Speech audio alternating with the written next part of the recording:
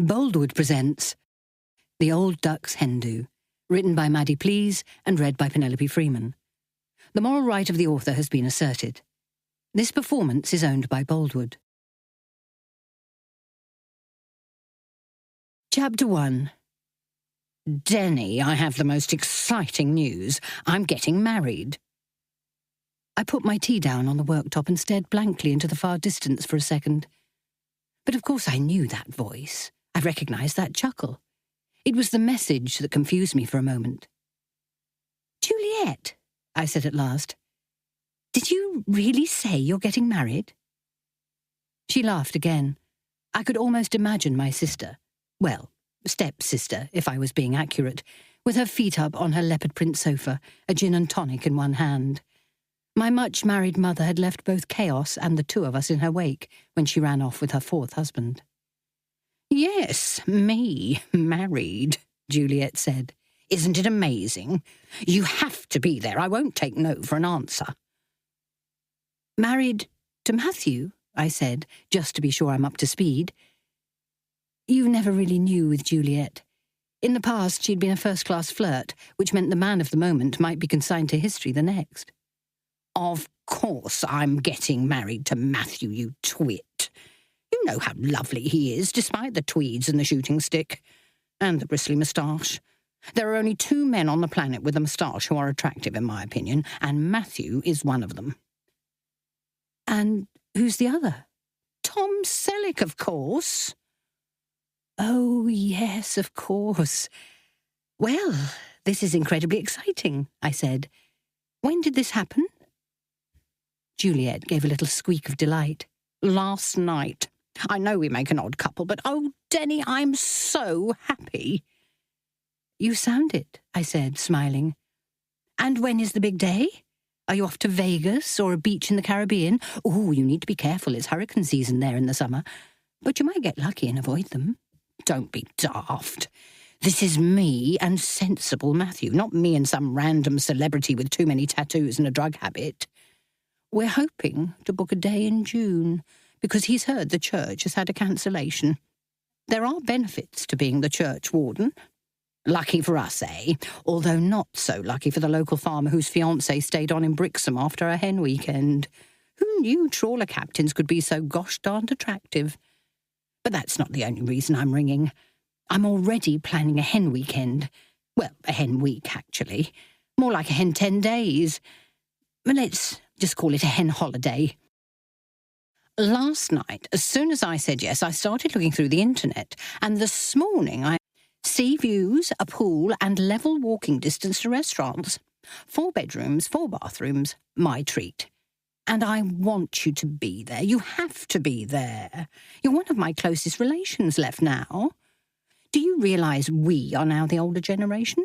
The ones who normally get stuck on the boring table at weddings talking about our ailments? Well, that's not going to happen this time. I'll make sure of that. It wouldn't be the same without you there. Do say yes." Juliette rambled on for a while, telling me about the villa on the Mallorcan coast, the date, the first 10 days in April, and the flight possibilities. She wanted to fly from Birmingham, which was incredibly convenient, and anything that avoids a trip to Luton or Stansted is a plus in my opinion. I had to admit that her enthusiasm was infectious, but also a bit unsettling. All the years we had both been, for various reasons, effectively single, we'd been able to commiserate with each other about the various men with whom we'd been in and out of relationships. Now she was moving on to a new place, which I couldn't really understand. Of course I was happy for her, but even so, I felt a bit, well, left out, I suppose. I gave myself a mental slap for my rather selfish thoughts and focused back in on what she was saying. "And we will each have our own bedroom, and from the pictures on the website, there isn't a dud one with bunk beds or a box of Lego under the bed and a loo in the cupboard that doesn't flush properly. Villa Gloriosa is right in the middle of the cutest little fishing village, cobbled streets, ancient church, boats, sea views, the lot." "It does sound wonderful," I said when she stopped to draw breath. I hadn't done anything exciting for months, and the winter seemed to be going on forever. This sounded like a terrific opportunity for some fun before Juliette dived back into married life. "I'll send you the link," Juliette said. I could hear her fingers tapping away on her laptop, and a moment later there was a corresponding ping from my inbox. "Oh my goodness, it looks fantastic. Who else is coming?" "The other old ducks, of course. You're old enough to be invested into the order, now you're 60.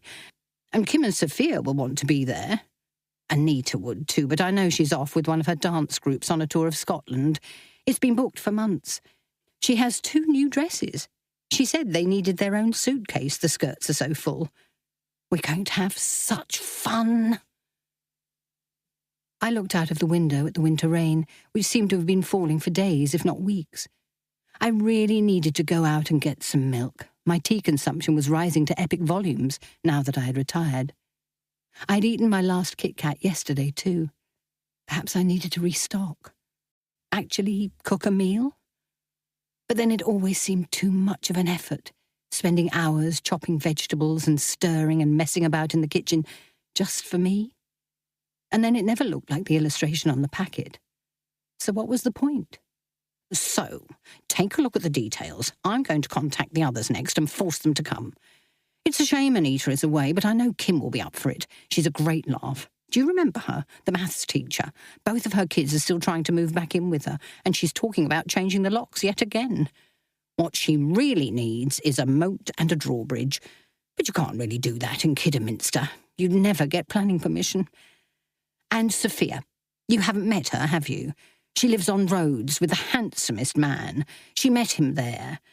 Wouldn't it be nice if you met someone in Mallorca, a gorgeous Spanish noble or a backpacking billionaire?" "I don't think I want to," I said. Juliette chuckled. "Take my word for it. That's when it always happens, when you're not looking for someone. Look at me. I met Matthew in the queue for the ice cream van at the village fete. The old biddies around here will be livid when word gets around we're engaged. I can't wait to tell them. It's quite possible the parish councillors will explode with fury when Matthew books the church. And when the banns are read, there will be newsletters and false teeth all over the place." I laughed. "Troublemaker. You know me. So you'll come?" "Oh, I don't know," I teased. "Let me have a look at my diary." "That shouldn't take long," Juliette scoffed. No, she was right, it wouldn't. I had retired just before Christmas. My department head made me an offer no one would have refused, and I had somehow gone from being frantically busy with meetings and appointments to a desert wasteland of empty weeks. Of course, at first it had been great to wake up when I felt like it, go out or stay in when it suited me, not have to stress about deadlines or other people's inability to send coherent emails. But now, a few months in, I was beginning to feel I needed something more to fill my days. I spent decades, my whole working life, being sensible and disciplined. Suddenly, if I was honest, I was beginning to feel a bit rudderless. Yes, I was happy, but I was beginning to realise there's only so much satisfaction that can be gained from pleasing oneself all the time. I went back to the conversation. "I can cancel the trip to Cannes for the film festival if I have to, and the Buckingham Palace tea party." "You're kidding." "Of course I'm kidding," I laughed. The excitement was beginning to grow as I took the news in properly. "Congratulations. I wouldn't miss it for anything." "Marry," Juliette said. Good. Because if she found out there was a spare place, my daughter would be angling to come. If nothing else, so she could get a week away from the twins. Or worse than that, she might want the twins to come too. Much as I love Melissa and her kids, and I do sympathise with her problems with potty training, I don't think it would be the same with them there. But then she was nearly 40 when the twins were born. Perhaps she doesn't have the energy I did at 22 when I had her.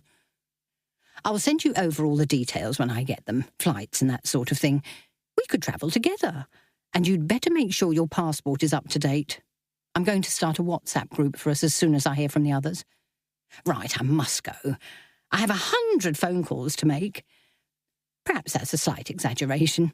Speak soon. I'm so excited.